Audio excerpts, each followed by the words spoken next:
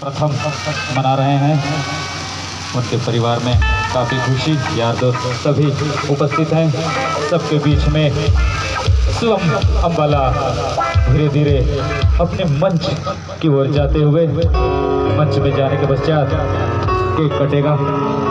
उसके बाद birthday song इस मंच के माध्यम से हम प्रस्तुत करेंगे और उपस्थित सभी अतिथियों का मनोरंजन करने का भरपूर कोशिश करेंगे। बहुत ही मनोरम दृश्य आतिशबाजी होता हुआ आसमान पर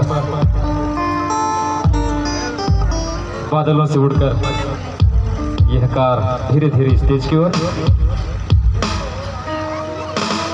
बहुत ही सुंदर प्यारा बच्चा उस कार में, बर्थडे बॉय शिवम अंबाला।